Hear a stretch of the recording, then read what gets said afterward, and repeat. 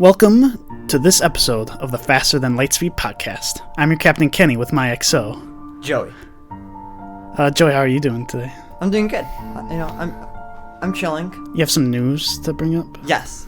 So first off, I think I said this in the last podcast, if I remember correctly, where my senior quote was... Well, we only have one other episode.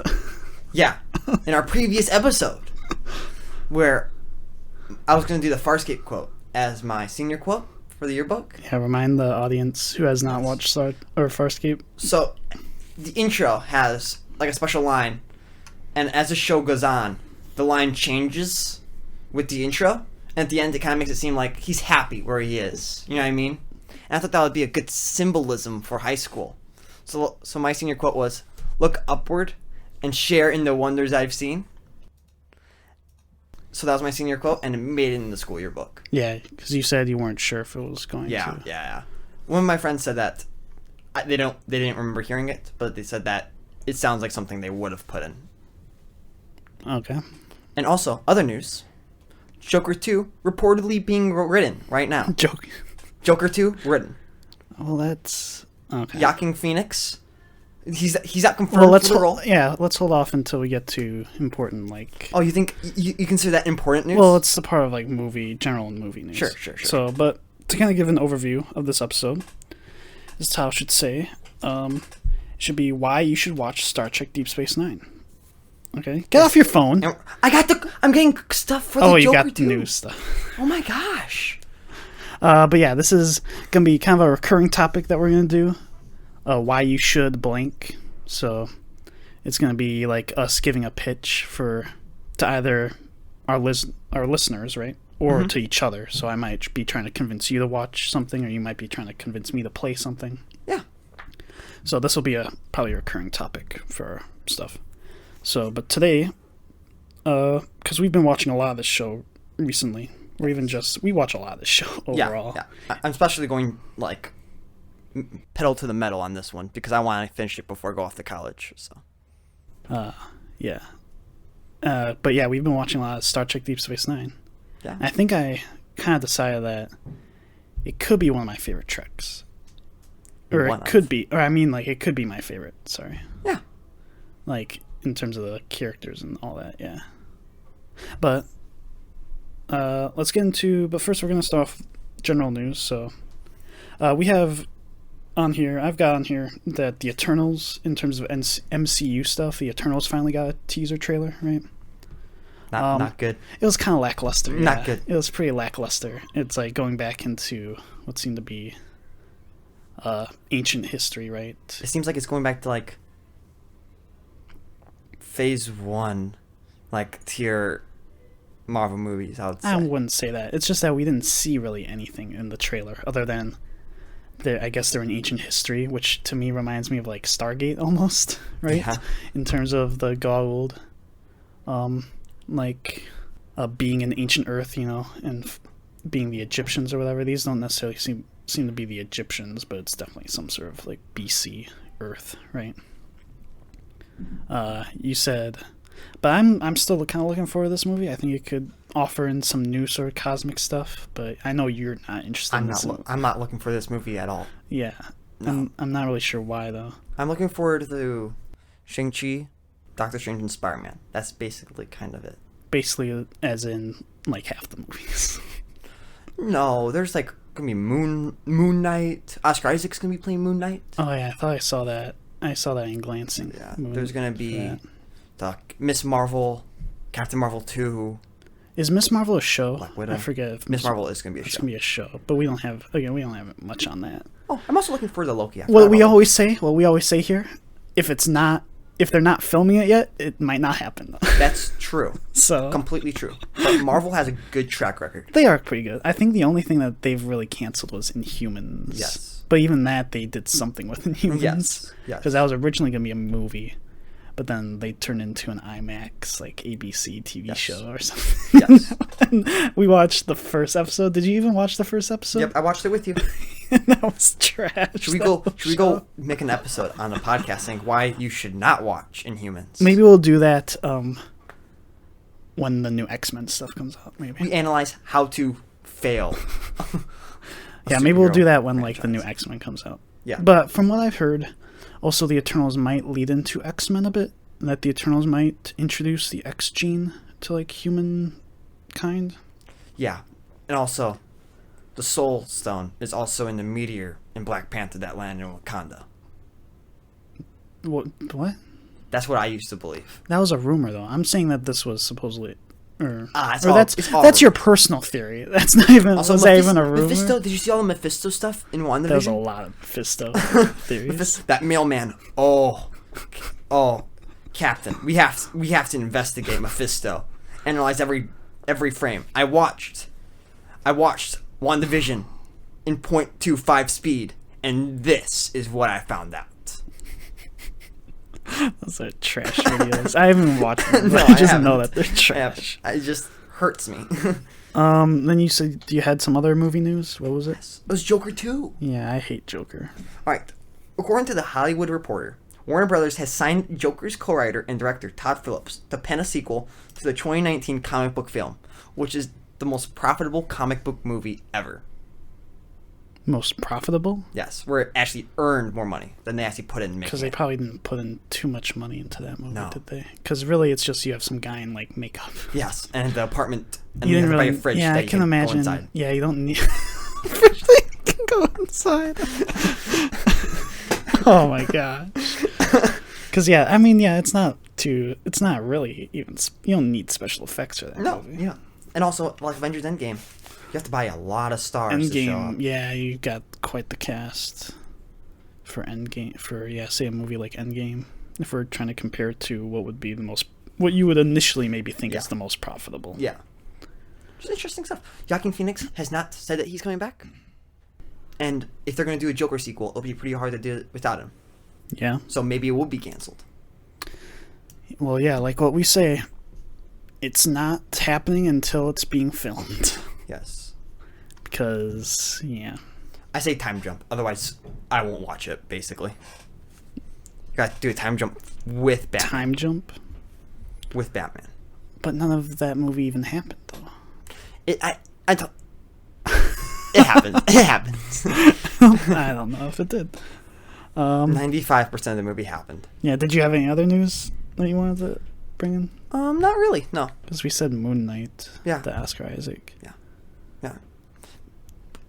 Should we do an E3 episode, though? E3, we could, if there's, I mean, I'm sure, I was going to do we'll talk about that at the end. Okay. But, yeah. E3 is part of Halo. Yeah, well, I saw that June 13th, I think there was going to be a multiplayer thing. Oh, yeah, there's some going to be a sort of multiplayer beta there's that's gonna probably be going to be announcing. beta.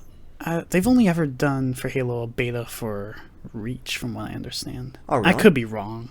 That's the only one that I know in my recent history that they've done a beta for. Yeah. It's possible they did it for 5, but that was...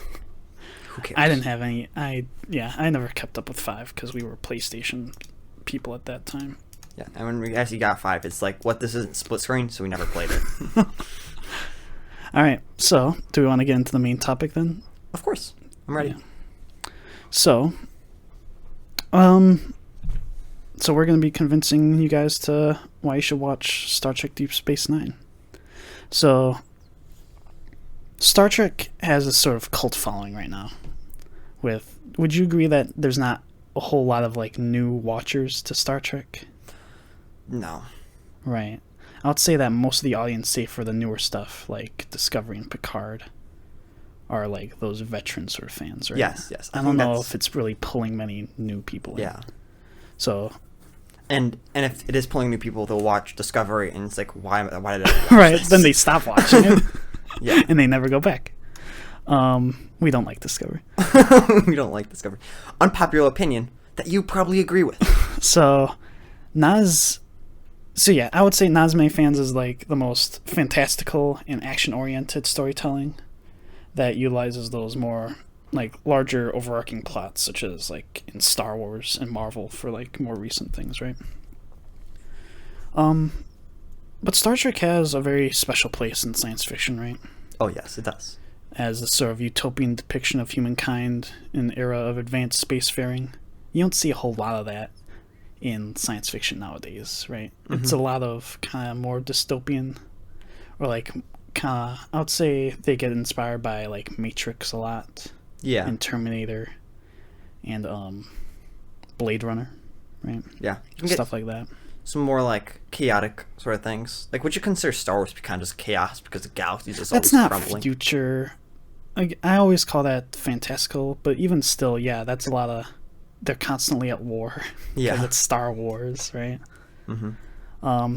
But it's kind of, yeah. Star Trek has its place in sci-fi as that sort of utopian depiction of. This is the peak of probably what humanity can achieve. But even still, with Discovery, it's kind of wavered from that a bit, hasn't it? Yes. But it's also associated with more of the like serial storytelling, right? Where every episode is very self-contained, right? Mm-hmm. Such as with the original series, and Next Generation is the classic example of that, right? And I think that also could kind of drive people away. I think at some point it's driven me away. It's made me a little annoyed by it, where I want to have like a more overarching thing, right? Yeah. But I would say what kind of breaks that mold, and what makes that sort of depiction of it or idea of it is not entirely accurate is Deep Space Nine. Yes. Where it has those sorts of more overarching stories. It still has the serial stuff where Yes. it has certain episodes. Mm-hmm. I was watching an episode of this earlier today. That was very self-contained. It was kind of a time travel depiction. But yeah, it has that, but it also has the very overarching stuff where you'll have the story from, like, you'll have hints of the story in season 1 and 2, and then it'll get grown into season 3. Yeah. And suddenly, Yeah. it's massive. I like saying that the show builds. Yeah, it Like, builds. like it's not like in your face all the time, but you can tell like this is different than last season. Yeah. Stuff continues. Things are pushed. New areas are discovered. New threats created. Mm-hmm. New characters introduced. It's always fresh and innovative, and that makes every single season like unique and special. Yeah, for sure. So, let's talk about what Deep Space Nine is in terms of in where it sits in the place of Star Trek, right? Yeah. Because what people probably know primarily what Star Trek is would be your Kirk and Spock, and then your Picard Enterprises, right? Yeah. Where they are kind of silly. At least with the original series, I always say it's kind of silly, but I still love it. Yeah. Yeah. I love those sort of silly elements sometimes. Yes. And that Deep Space Nine, those are always set on a starship. Mm-hmm. Deep Space Nine is not on a starship. Yes. It was the first one to not take place on the Enterprise, and also not a starship. You have Voyager later on that was on Yes. a starship again, but it was it was not the Enterprise. It's also on an alien space station, right? So you're not even on a Federation place. You're in a foreign star system with part of the crew not even serving like the Federation, being the main human faction, right? Mm-hmm. And the whole plot revolving around a wormhole discovered in the star system, basically putting this place on the map, right? Yeah. And a lot of it's also about this more. It being on a space station also means that it can feel a bit more. How could you say? I don't want to say static, but it's almost more grounded, right? In a sense, yes, because like you got more. It's like tethered to a place. Yeah. And you're able to focus. You're able to focus more on like say a certain plot lines more than certain a certain planet in particular. Right. Bajor. So Bajor being the planet that this or the system that this station is set in. And you got people coming to you, all these freight captains and Instead stuff. of you going to other places, everybody's coming to you. Yes. They have to sit on, they have to, whether it's they're going through the wormhole or there's going to be a conflict on this planet. Right? Yeah. And, well, because here's one thing, though. Because Next Generation does set up parts of this show. Right? So it sets up Bajor being a planet that's been occupied by this other faction of like snake kind of people. Yeah. The Cardassians, which are, you have the Bajorans who are very spiritual and kind of just good people. Yeah. And then you have the Cardassians, which are very militaristic and bad guys. Yes. Just generally considered bad guys. And you see them kind of, the Cardassians are never really happy with this treaty that they made, that they had to leave, and now the Federation's stepping in, and you see the things about the Bajor people are very much afraid of the Federation almost taking the place as the Cardassians as their occupiers. Yeah. And it leads to some very interesting stuff. You see the Bajor go through a number of political turmoil. Mm-hmm. And it leads to something that, those other shows you couldn't have done because they're constantly moving around. Yeah. When Deep Space Nine, you're able to focus in on these more isolated sort of storylines. And I love that. Yeah. But even with it taking place in a single space station, in a single star system, most of the time, they travel around. They have smaller starships that they use to shuttle between planets. It still leads to these sort of iconic galaxy-spanning conflicts. Yeah. Right? That are even unlike anything else in Star Trek, right? Mm-hmm. So, we'll get into things like there are a number of wars that take place, wars between, like, the Cardassians and then the classical Klingons. Mm-hmm. Where the Dominion War is the biggest conflict between this faction that comes through this wormhole from the other side of the galaxy. That's one of the biggest things. And those events are pretty iconic. I wish they were referenced more in newer stuff, right? Sure. Like, I don't think in Picard do they even reference the Dominion. No. They mentioned Quark, I think, once. Yeah, that's true. They mentioned Quark once. But I think overall, when people talk about, like, Star Trek, or, like, this sort of era of Star Trek, they talk about the Dominion War, because it had a lasting impact. It should have a lasting impact on the galaxy. Yes. Yeah. Sometimes I honestly just, like, DS9 is Star Trek. It really... The rest, like, all these, like, spin-off things, like, they exist. But DS9 is itself more Star Trek than, say, things that kind of ignore DS9, if that makes sense. Sure. Yeah, more than, like, say, a Discovery, maybe. Yeah. Or maybe even, like, just Picard, where they don't mention. Like, Voyager gets the pass. Yeah, Picard I mean, it makes sense for Picard.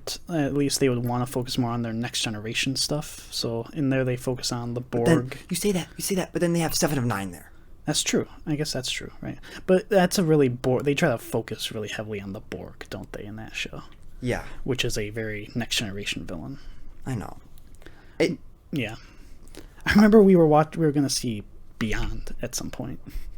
And we thought that the main villain I was going to bring that up. You ruined like when my brother just ruined one of the 3 things I planned for this episode. He ruined it. Okay, but go on. Well, yeah, we thought the main villain looked somewhat like a Dominion-like soldier. And that, could the Dominion could this be weird, like, time travel stuff? But it didn't turn out to be. Kind of disappointed about, but we got over that. We did. Do you want to dive into the characters right away? Yes, I absolutely do. Yeah, who do you want to start with? Oh, we have to start off with the great Captain.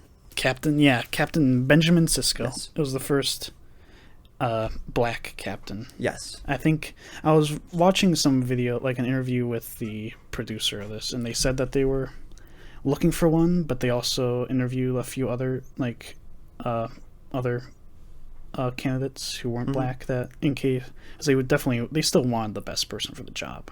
Yeah. But yeah, they got Benjamin Cisco by Avery Brooks. Yep. And I think after watching it recently, over like these last few months, I think I've decided Cisco is my favorite captain in Star Trek. Yeah. Just because he's just the most well-rounded character, I think, say, how many captains are there now? There's, so many. Lorca, Pike. Well, we'll go Picard, in the main Kirk. shows, I'll say. So Kirk, Picard, Cisco, Janeway, Archer, we'll say. Sure. We'll say those for right now. We'll agree with that for now. You can include Pike. Sure, and Pike. But I think Cisco is the most well-rounded out of those, because he has a lot of things that I think they were sometimes scared to give the other captains. So, like, a family. He has his son on the station with him. Yes. Another great character that we should probably talk about. Yeah, we'll talk about him. What else? He has a love for sports. He just has like a love for life, unlike some of those other captains, I think. Yeah. Because like Kirk was always very like mission oriented, and he really only cared about like his ship.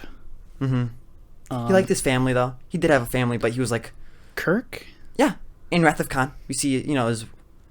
Oh, when he Love found out interest. about it, but he didn't. Yeah. He never tried to foster anything. Yeah, but that's they something kind of that just had a- Cisco did. He goes, they like in the first episode, they go into him meeting like how he met his wife, Yeah. and how he lost her too. Yeah. And it's very much tragic. Yeah, he has personality. Yeah, he has, and Other characters do have personality. To be fair. how you've described it, and I've heard it described in other ways, is that he's the anti-Picard, where Picard is very level-headed. He is he's very professional oriented.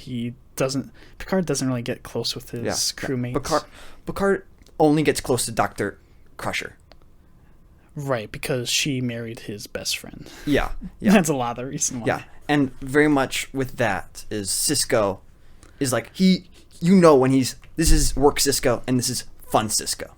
This is the Cisco Sure. that's your friend, and this is the Cisco who's your boss. Your boss. Sure, yeah. Because Cisco, you seem really close with another character, Dax. Yes. We'll get into an alien character. Close to O'Brien as well, I would say. I mean, he's just, they'll talk to each other about the family and stuff. Like, I was watching it, and they were just on board of one of their ships, and they were just chatting up, like, how one of them was building a dollhouse for their kid. Yeah. It's very much, they do the whole family in space on Deep Space Nine way better than, like, Next Generation again. Oh my gosh. Yes. Because, you see Cisco And unlike- almost also raise Jake Cisco, his son, on the station. You see, we'll also bring up, we'll bring up Nog later, right? Yeah. He will be one of the characters. We'll save Nog for last. But yeah, we'll go into Dax, right? Jadzia Dax is a Trill who has a symbiote, which basically means that she has the memories of a number of other people before her that were Daxes that also had this symbiote. Mm-hmm. So she is kind of meant to lead this sort of important life. And it also kind of leads into where her previous host was like Cisco's best friend. Yeah, his mentor. Yeah, they kind of lean on that Dax, Curzon Dax, a lot in the show. Like, Curzon Dax liked everybody, and everybody liked Curzon Dax. Mm-hmm. He was like the ladies' man. He was like everything. Like, the Klingons loved him. Yeah. Everybody loved Pretty him. much, imagine just Kirk. That was Cisco's mentor. Maybe. Sure. Maybe. Wait. What was Curzon's rank? He was an ambassador or something, wasn't he? Oh, I don't know. I don't think he was part of Starfleet, but he was Yeah. I don't think they ever say he was necessarily a captain. Yeah, I don't remember. But yeah, but then it leads into Jadzia Dax, who's just, again, another fun-loving character, who kind of, she has a bit more of she's kind of similar to, say, like a Marvelian, quippy character, would you say? Yeah. And she's their science officer. Then you get into a non-Starfleet character, which would be Kira Nerys, Major Kira Nerys, who would be our first officer. Yes. Who is, I say, maybe the best female character in movie and TV ever. Really? That's what I say. Big. Yes. There's a lot of female characters. I've thought of this. I've been saying this for maybe the past 2 years. Mm-hmm. I can't think of one that's better. Can you? You can't think of, like, Sarah Connor. No. Or not even a Wonder Woman. We liked Gal Gadot's Wonder Woman, kind of. She's fine. Or a, But more than Kira Nerys. What about, I'm forgetting. Eowyn? Oh, you mean from The Farscape? No, Eowyn of The Lord of the Rings. Oh, definitely not. Really? No. The Rohan? I thought you were going Rohan? to say my number 2 choice, which is the girl. Erin Soon? Yeah, Erin Soon, which from Farscape. No, I thought you were going guess to say that. It's like, yeah, she's maybe number 2.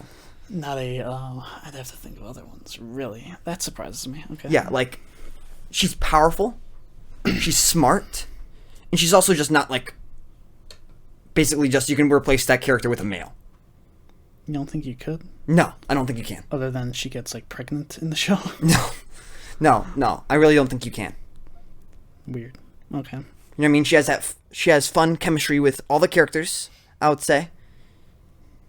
what I mean? Her and Bashir were like, oh, are they going to be a thing? No.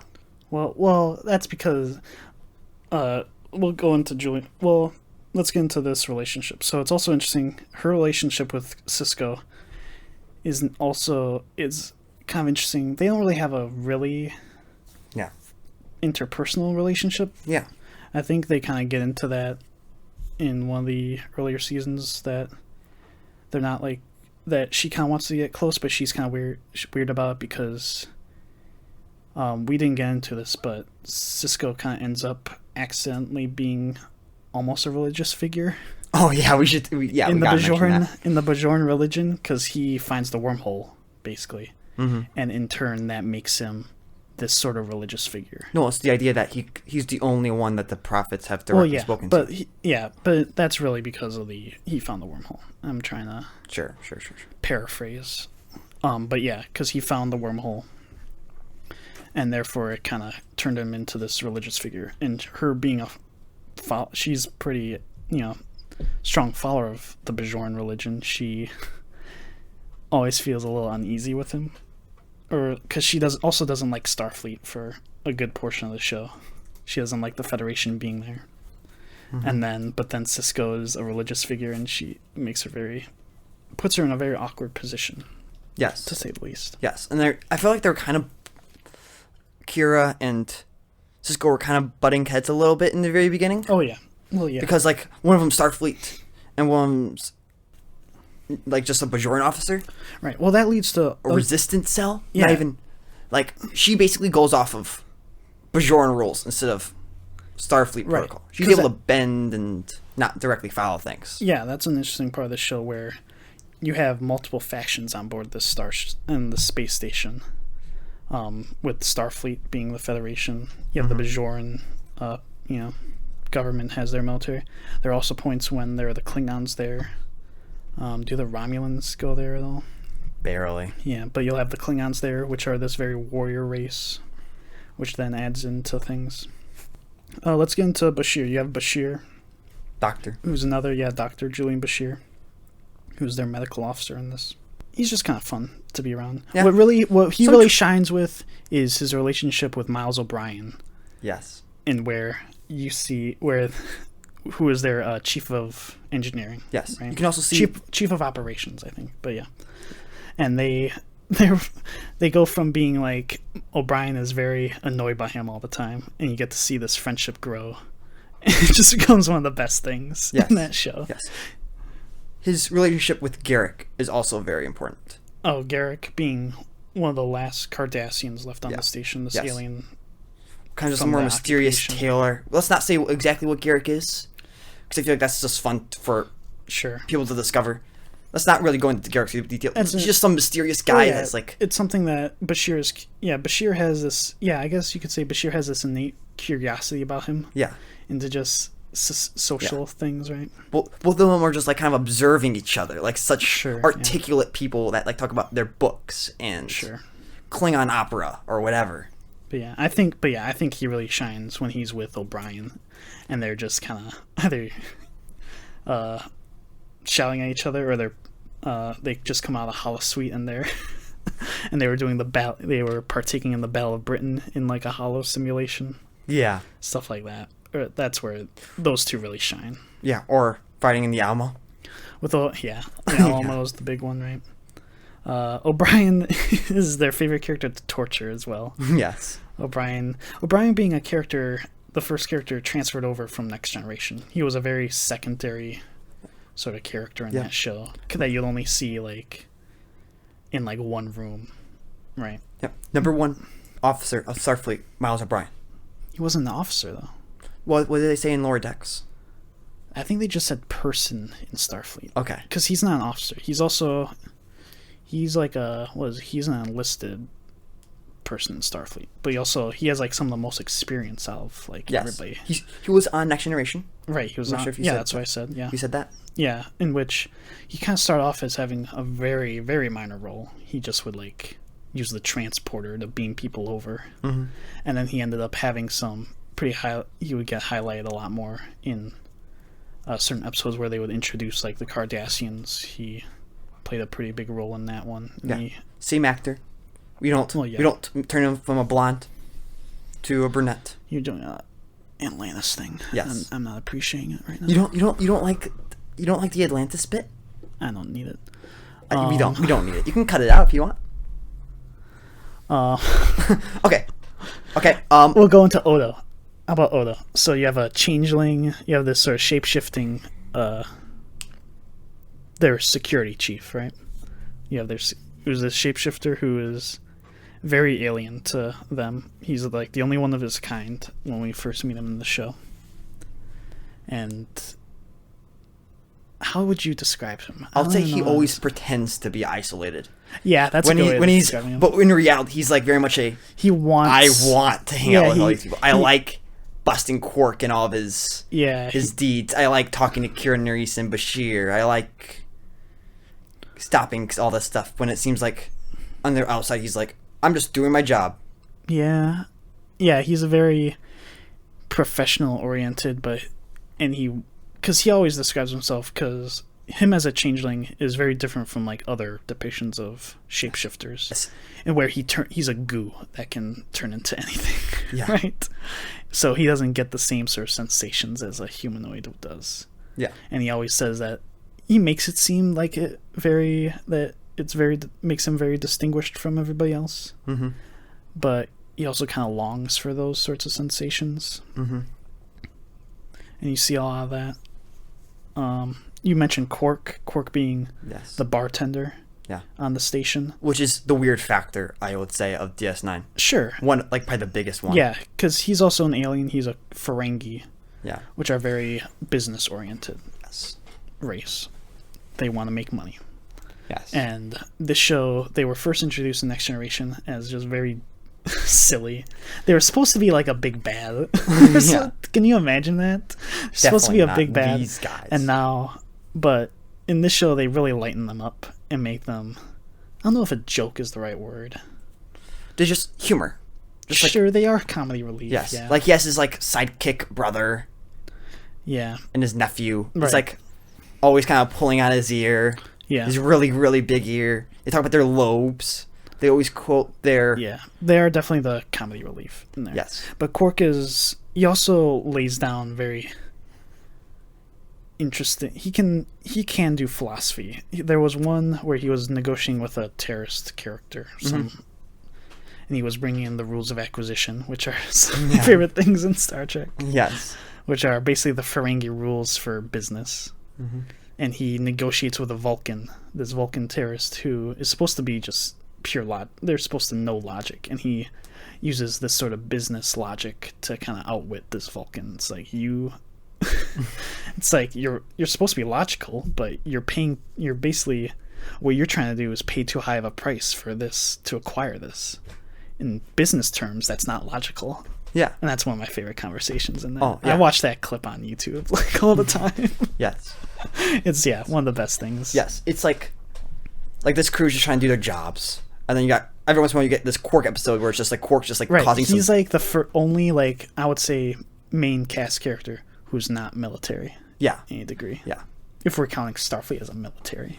Sure. If we're counting Bajor as a military, which I guess it is. It is, yeah, they've got a military. But yeah, he's the kind of the first, which was very interesting to me. Mm-hmm.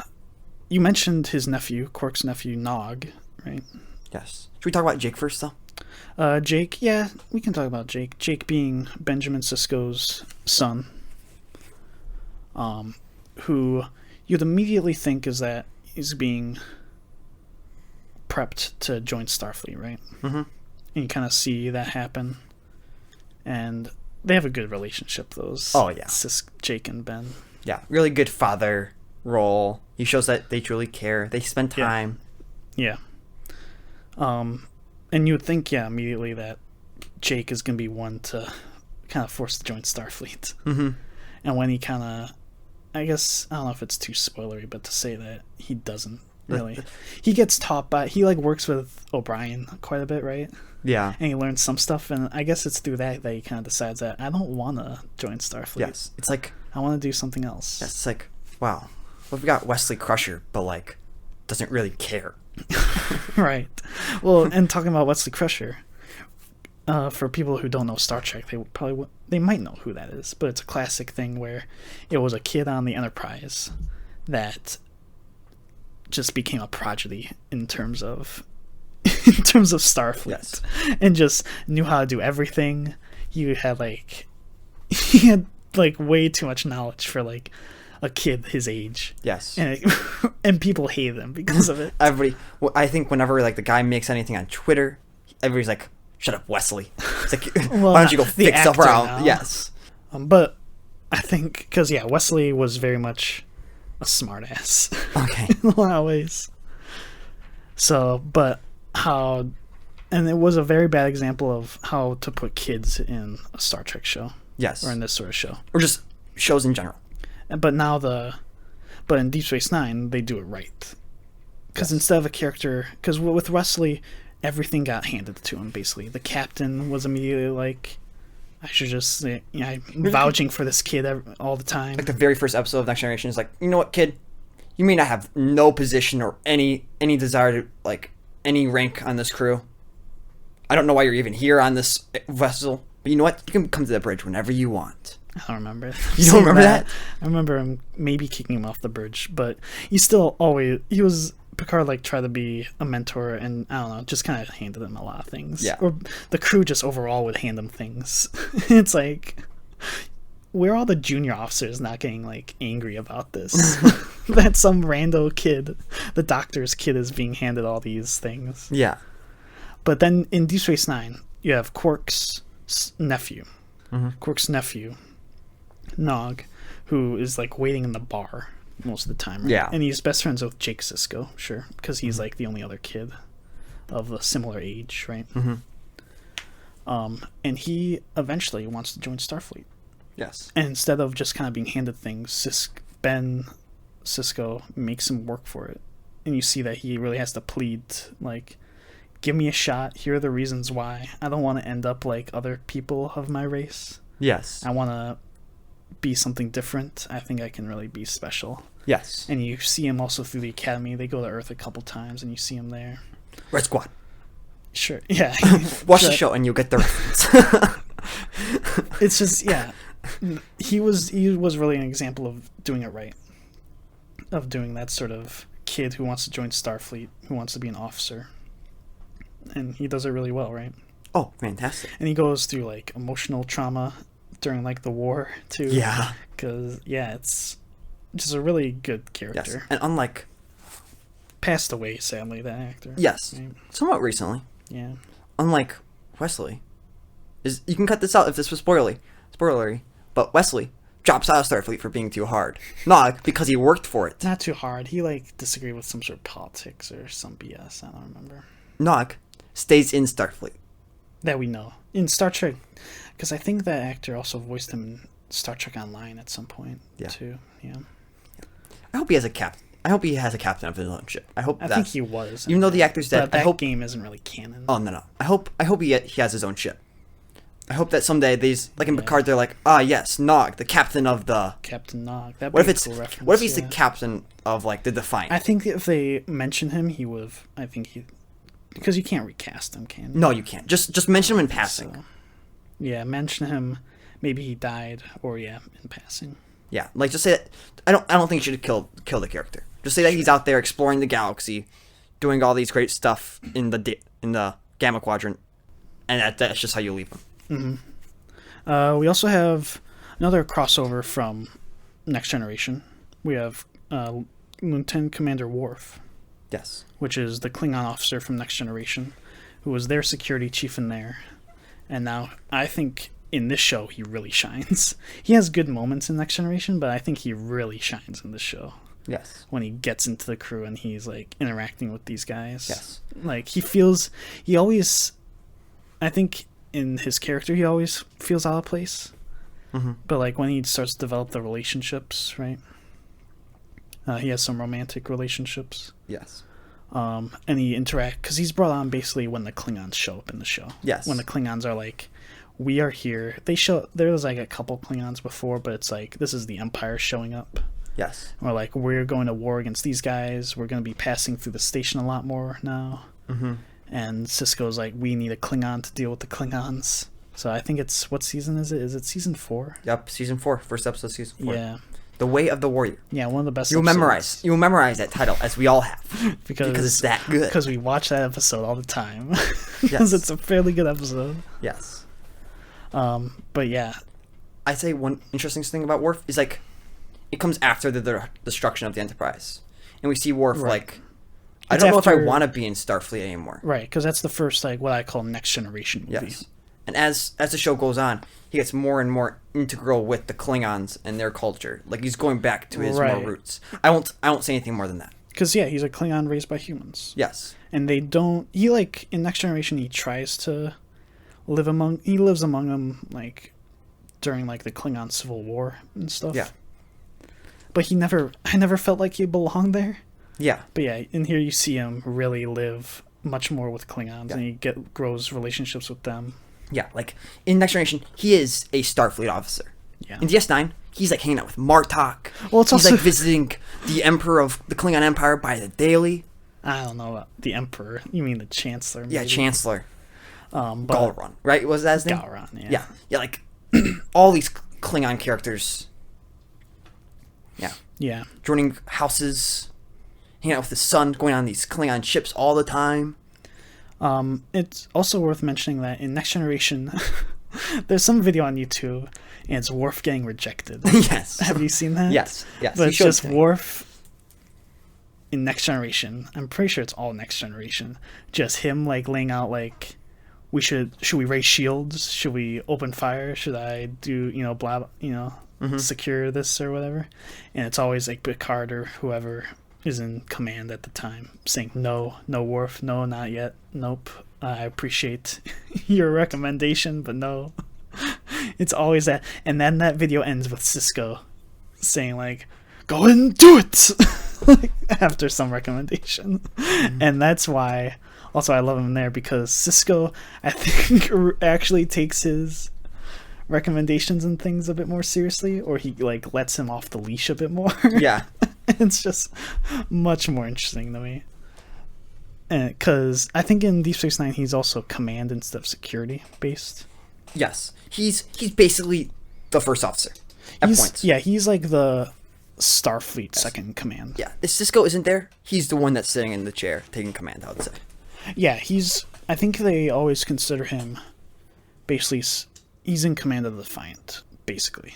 Like, almost, right? Yeah. Cisco, he has... With Cisco kind of being in control of what you could almost consider a fleet. That is Deep Space Nine, their runabout, like, small starships, and then, yeah, at some point they get a larger sort of starship. It's still small compared to, like, the Enterprise. Mm-hmm. But they get themselves a warship in Season 3, right? Mm-hmm. After they encounter the Dominion which is this sort of larger empire on the other side of the galaxy. And yeah, when Worf comes in, he's kind of given command. He's a command position when there wasn't too many before. Are there other characters you want to bring up? I think Win. I just want to give a shout out to Win. Kai Wynn. Yes. DS9 does some good jobs at making characters that you just want to hate. Sure. And you just enjoy hating. It's like, yes. Yeah. Yes. Wynn being this sort of like priestess in the Bajoran religion. Yeah. Gul Dukat, as the show goes on, you just like, yes, Gul I Dukat understand is like why. the classic anti-villain. Yes. Or anti-hero, sorry. Yes. Yes. And where, sometimes you're like, you really don't like him. Yes. He is evil, and then there are other times where you almost want to root for him, but it almost feels undeserved because he occupied this planet for however long. And then he changes sides like all the time. Yes. He's a crazy character. Yes. He's very much a loose cannon. He's just awesome. So fun. Yeah, very. You at some point, you're just like, I don't know what he's going to do now. You have I just no don't clue. know. He is so unpredictable. Yeah, like, is he still a villain? The show's like still And showing him. he's a pretty good catalyst to Cisco. Yes. And where Cisco is very much that let off the leash. Unhinged isn't the right word, but yeah. Unchained. more. Yeah, he's like the Yeah, Unchained. He's an Unchained Starfleet officer. He's not gonna put up with much. Was it in the first season? He encounters like a classic basically this sort of entity Q that always vexes Picard in that show, and he comes to Deep Space Nine, and Cisco's like, I'm not having any of your shenanigans, and when Q tries to provoke Cisco, Cisco's like, okay, I'll do it. Yeah. And then Q makes a threat like, oh, I'll be back. He never comes back. No. When he always bothers Picard all the time. And bother Janeway. And Janeway later on, yeah. Yeah. In which makes me think that Cisco most effective against Q. No other captain could really get rid of him forever. I mean, Cisco wasn't really supposed to. Like, Q was very much a, you know what? Like, I wanted him to hit me. But it's like, yeah. But it's like, I'm just saying in terms of he did it, and Q made a threat, didn't follow through. Yeah. And never came back. Q didn't expect that from a Starfleet officer. It just worked out, yeah. It worked out really well. Mm-hmm. Other characters? Did you have any other ones? I think I'm good. We talked about. All right, we can get into some of the stories. So some of these larger story arcs. So at the top of the list would be the Bajoran sort of spiritual part, which is the prophets, which are basically their gods, right? And the emissary being Cisco, because he found the wormhole and encountered the prophets. And this is really, a lot of it's revolved around the wormhole, and they call it this sort of temple for the prophets, because it would seem the prophets made this wormhole that connects the two sides of the galaxy. Do you have much to say about that? No, just that they always kind of hint at something greater happening in the Gamma Quadrant, but they don't really say exactly how big it is. What do you mean? I mean, they kind of like name drop the Dominion. Well, you're saying, let's get into the Dominion then. So then you have the Dominion, which you have Deep Space Nine and Bajor and the Federation are in the Alpha Quadrant, right? Then you have the wormhole takes them to what they call the Gamma Quadrant on the other side of the galaxy. That would take, how long? Almost 100 years to get to. Something like that. Yeah. And on that side, there's a faction probably far stronger than the Federation at the time in terms of military force and power, called the Dominion, which is, this sort of another empire with genetically engineered races kind of at the peak of it, that serve this sort of mysterious race called the Founders. That is all revealed through the show. And this is really what I think is the pinnacle point in the whole show. This war against the Dominion, that the Dominion is gonna 100% come through the wormhole and conquer all the factions of the Alpha Quadrant that we've gotten to know in the other shows and in this show. Yeah, right. And the first system in that invasion is going to be Bajor, which we have gotten to know through these storylines there, right? And it just leads into massive battles and some interesting ethical dilemmas about use of certain weapons and enemies, right? How can you fight also an army that is engineered for battle like that? Yeah. I would say that the way that they kind of interact when they're not on the battlefield and actually just have the Jem'Hadar talking to a regular Starfleet officer, always very interesting. Sure. Because the Jem'Hadar being their soldiers. Yeah. Whether if it's genetically engineered soldiers that are addicted to a drug. Yeah. That only the Founders or their servants can produce. Yeah.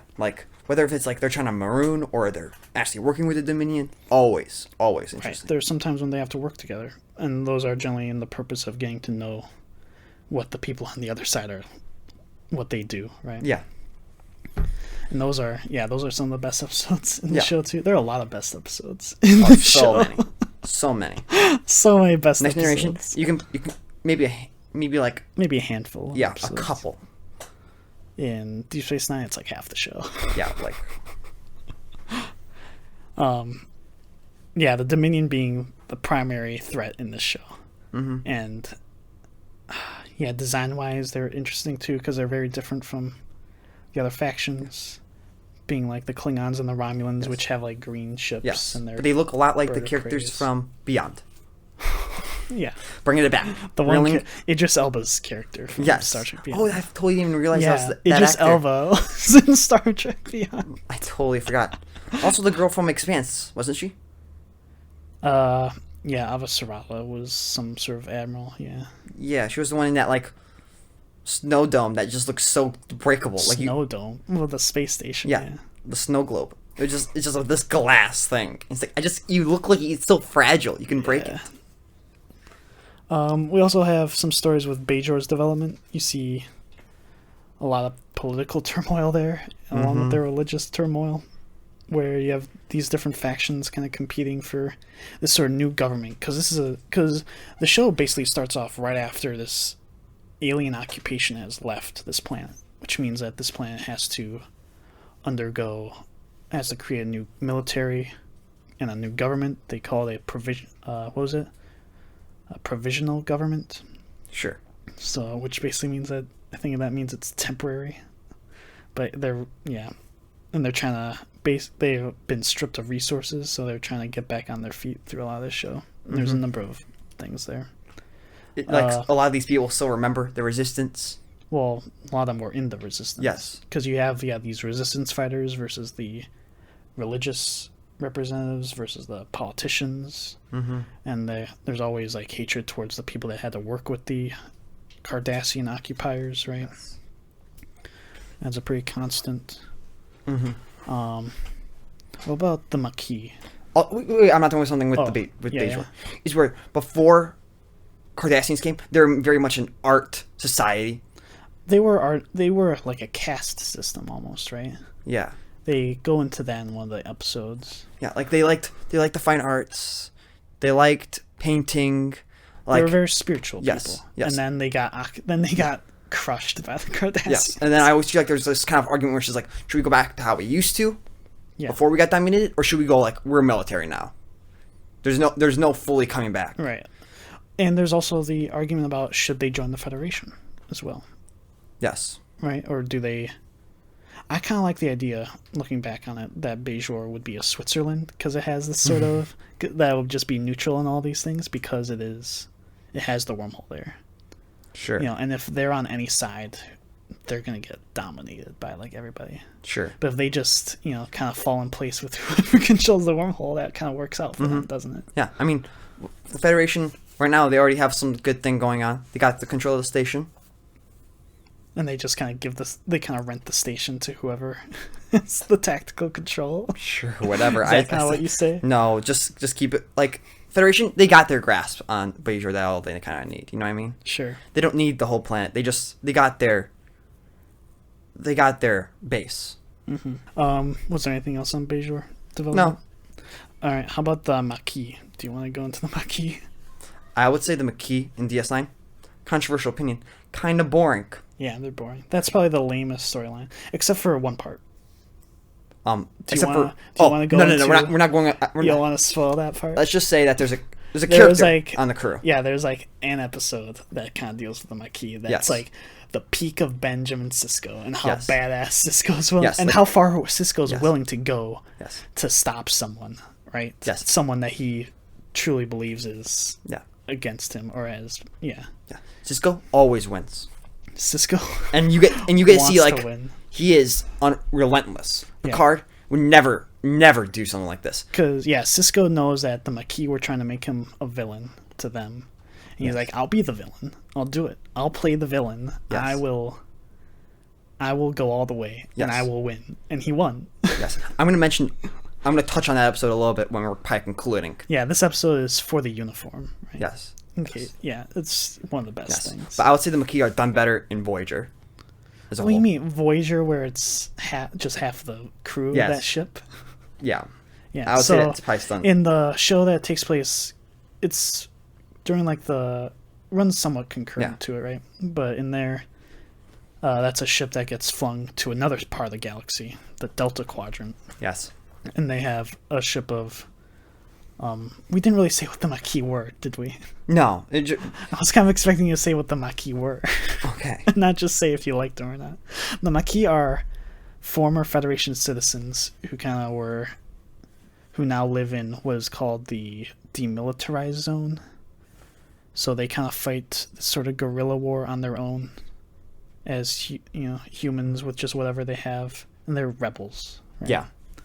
And so they were Federation citizens, and they kind of broke off, and they're like, we just kind of want to be independent, but we also are trying to fight against the Cardassian aliens that are also in this zone. Yeah. So they're fighting this almost private war, Mm-hmm. which then leads them into these larger conflicts, and the Federation has to get involved because they feel responsible, and it gets really muddled up. It's also a bit too complicated to understand.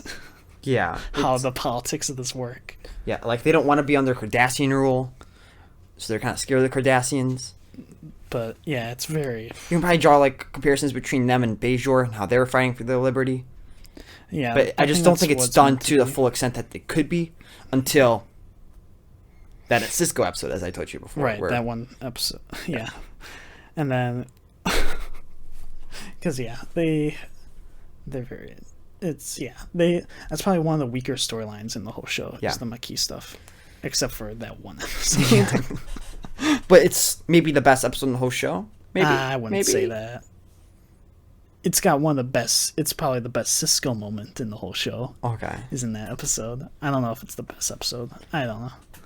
It's 7 seasons of television. That's true. It's so hard to say one episode is the best in the show. I've also got listed here endless wars throughout this show, because I've mentioned the Klingons invading the Cardassians. The Maquis are at war constantly. Mm-hmm. I forget. The Klingons kind of go to war with the Federation for a bit. Mm-hmm. The Cardassians are like always at war with each other. But yeah, there's much more war in this show than any other Star Trek show. Mm-hmm. And I think they can do that because they are so kind of stationary in where they are. Mm-hmm. Which makes it interesting. Do you have any other storylines you wanted to bring up? There's the Mirror Universe stuff, which... Oh, yeah. Maybe you have to watch the original series episode, or maybe you can skip them entirely if you don't even have the energy to put forth the effort to watch those. Where they go into an alternate dimension where things are very different. Yeah, they talk about Kirk and Spock in those episodes. Right, those are very much a callback to, the original series episode. What was it called? It was Mirror Mirror. I think that's what it was called, wasn't it? It was either Mirror Mirror or... Yeah, I think it was Mirror Mirror. I mean... It was Mirror something. Yeah. I mean, if you... It had Mirror in the name. If you watch Star Trek and if Mirror is in the name, you're going into another dimension. Yeah. Yeah, right? Because you have... Yeah, there's a lot of... Yeah.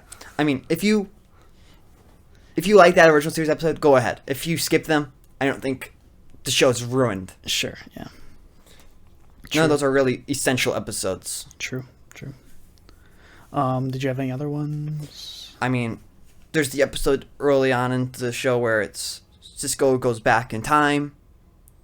That's not... I'm talking about, like, overarching storylines. I know. I can't really think of anything else. Yeah, we covered a lot of them. Yeah.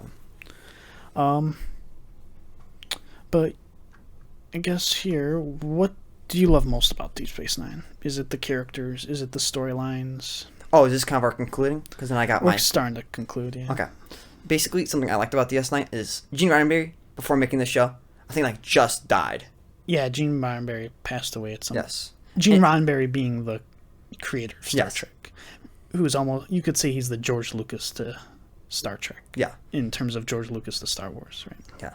And, the whole idea of having it on a station, maybe having, a black captain, dealing with religion, having, kind of a more war-based show to a point, none of that would have been what Gene Roddenberry wanted to do. Nothing. Maybe. It's it very much pushed the limit of what, It pushed it. Yeah, it definitely... I would totally agree that it pushed what the initial idea of Star Trek is. And people were probably... Or were we don't like this. It's mocking his legacy. Yeah, it could be. It could be very similar to how people react now with like Discovery and stuff. Yes. In Picard. Like, Gene Roddenberry would not want Star Trek to go down this road. We don't want this. But I feel like the show goes up and beyond to prove, no, this is what the show is. We're finally talking about the politics between this sort of stuff. We're talking about religion in the show. We're making Starfleet seem a bit gray and not as just pure wonderland, because they show like what Earth would truly do in tough and dire situations. Okay. What the characters would truly do, make some hard decisions. Overall, I feel like Gene Roddenberry himself probably would not want to completely tell. Sure. I think how it was pitched, what was it? Because I was watching some interview with Rick Berman, who's the executive producer on all these shows, from Next Generation till like Enterprise. He was saying that it was pitched to him as like almost like a Western in space. I think it was called The Rifleman, which is like a brother or a father-son team in space righting wrongs. Not a whole lot that was brought into this, obviously, except for like the father-son characters. But yeah, it's very different than other Star Trek, which is why I think it is the best thing for somebody that isn't too interested in classic Trek. Yes. To want to dive into, because of all these things that make it very gray and not, and it's not just the self-contained stories. It has more of that overarching. It still has the self-contained stuff, but those episodes that are self-contained have very interesting science fiction like parts to it. Yeah. But I would say that when people look back at Deep Space Nine, I think a lot of people look back at it as being possibly the best one. Oh, yes, obviously. I think a lot of people have nostalgia for like a Next Generation. Oh yeah, I remember what I was going to say. Or hold on. Yeah, people have a lot of nostalgia for like Next Generation in those. But I think in terms of when you really almost microscopically look at them, those shows are silly. They can get really silly. And to a more modern audience, I don't know how much they would appeal. But I think this one can really appeal to a more modern audience. Yeah. Because so this was what I was going to say before. Cut out that empty space.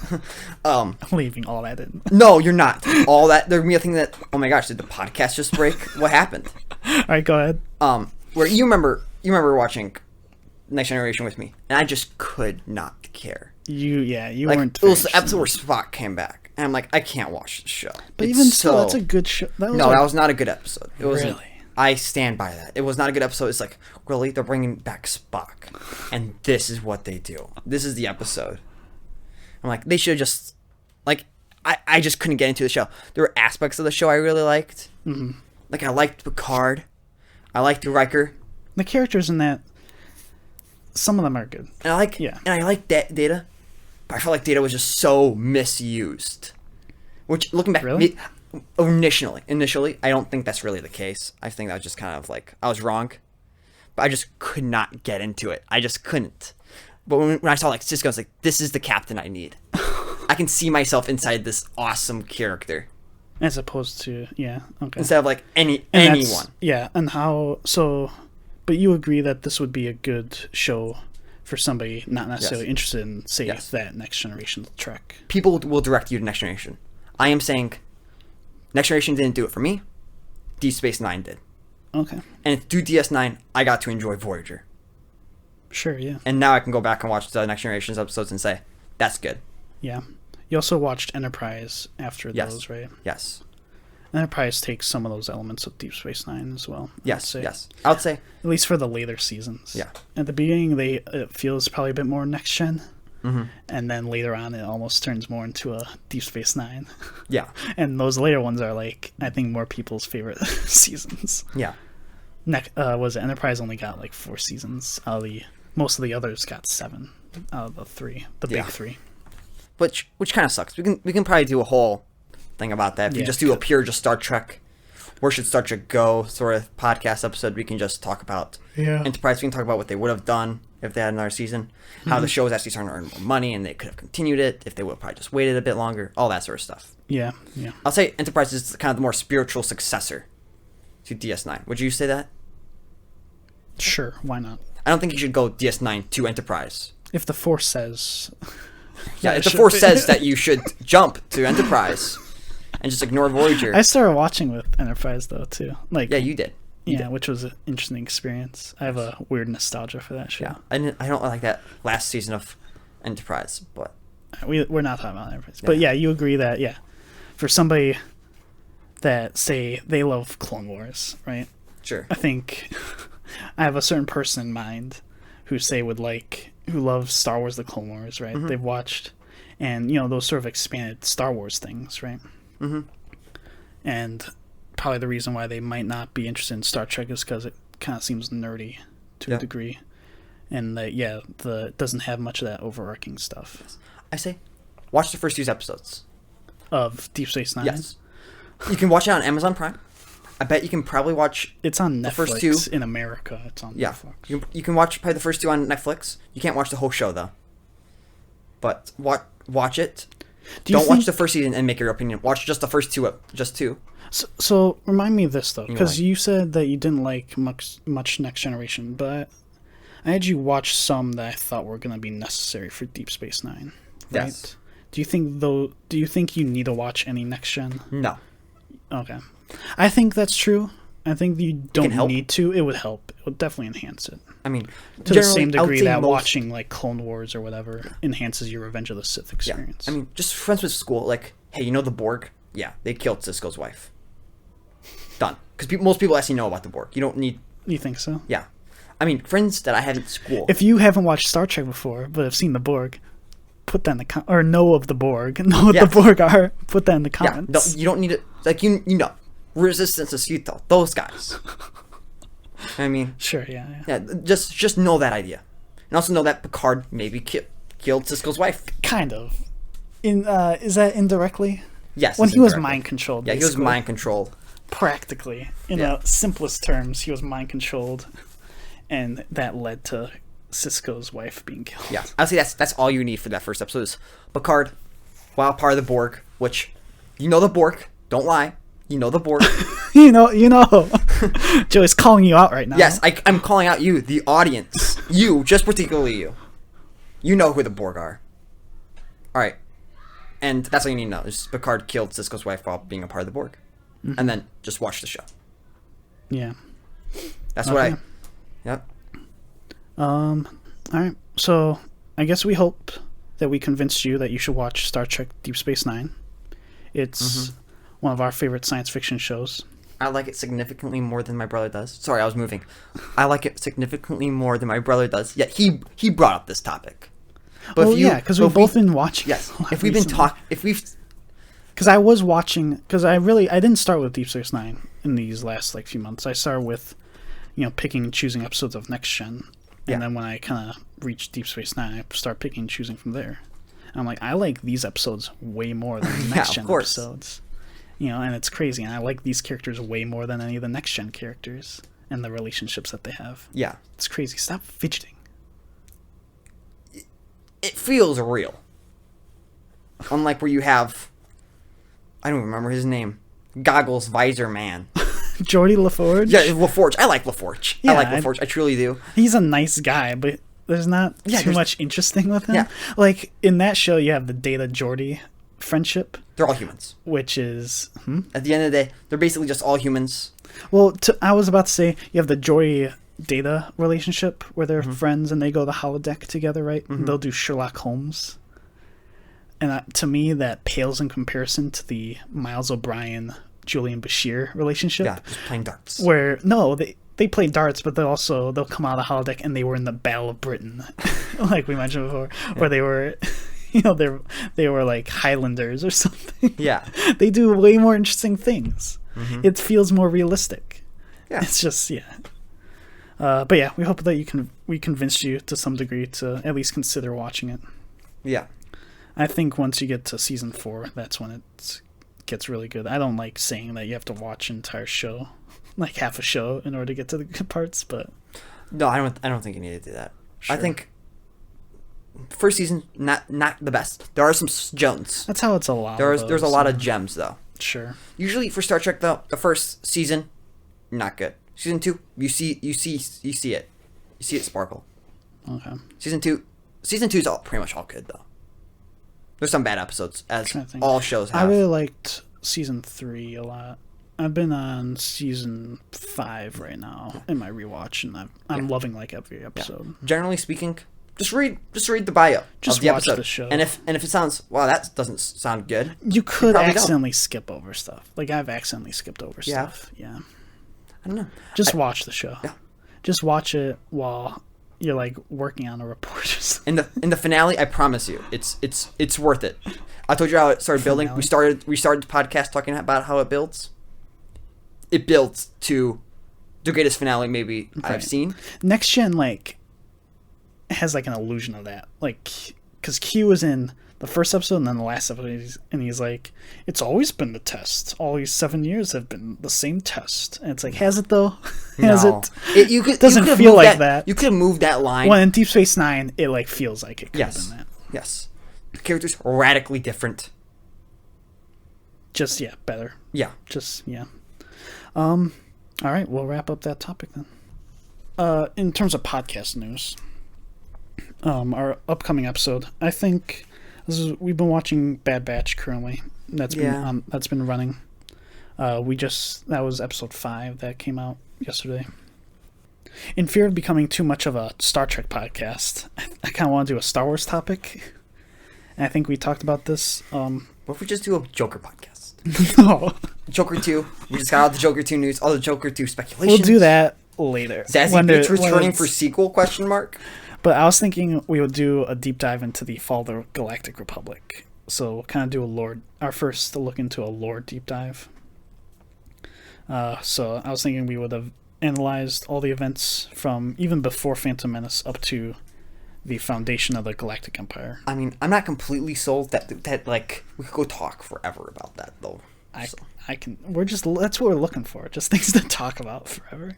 I don't think that's. Also, this is almost a resume for our Star Wars knowledge too, as much as our Star Trek knowledge. Yeah. Yeah.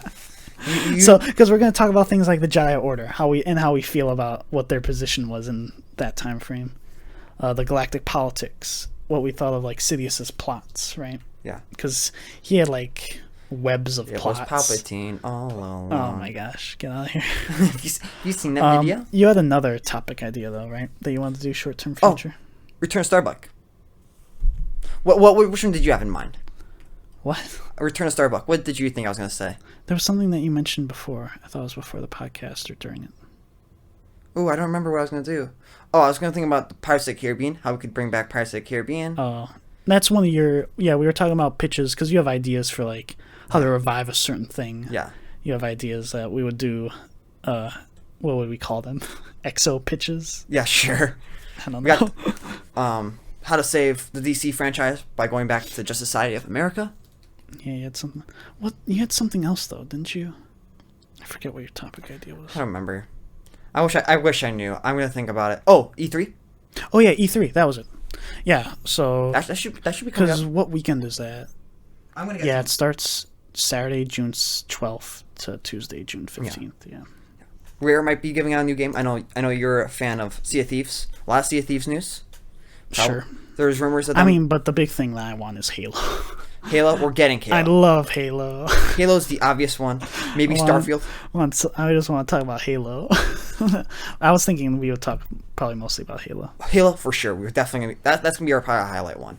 Yeah. Because I told you when I come back. You just want to do a recap of E3 just overall. Yeah. Probably? Yeah. Okay. Especially the Xbox conference. Yeah. It can be our first news-based topic. Yeah. We're probably gonna talk about God of War 5. Is there gonna? Yeah, it's gonna be God of War Ragnarok. He's gonna be fighting Thor, probably, right? Probably. Because that game really ends with Thor kind of being there, right? Yeah. Or you just see his hammer on like his, or it was a dream of Thor, right? Yeah. And that was it. Good game that we played. We only played 4 though. True. I mean, maybe we could go back and play those other games. In my brain, I don't want anyone else but Christopher Judge to play Kratos. Yeah, right. Christopher Judge being Teal'c from Stargate. Yes. Another show. Well, we should probably do a why you should watch Stargate. At Yeah, some point. We can wait. Maybe when there's some Stargate news, Yeah. we'll pull it up. Yeah. Right now, there's kind of like limbo. Nothing really is happening. Yeah, Stargate's in total limbo. I mean, wait. Amazon bought MGM. Right. You mentioned that. That You should have brought that up in important news. You're right. Oh my You're gosh. right. Oh my gosh. Possible Stargate revival. Put this in the beginning. Just put this in the beginning. Not. That's way too much work. Fine. Yeah. Anything else? Any other topic ideas you want to do? No, I think it's time for you to take us away, Captain. All right. Thanks for listening to this episode of the Faster Than Lightspeed podcast. Check us out on Twitter at Capt Lightspeed, where we will eventually post news and info about the show and how to listen to more episodes. This has been your Captain Kenny with my XO, Joey. and this has been the Faster Than Lightspeed podcast. We got another hour and a half episode, Kenny. What's wrong with us?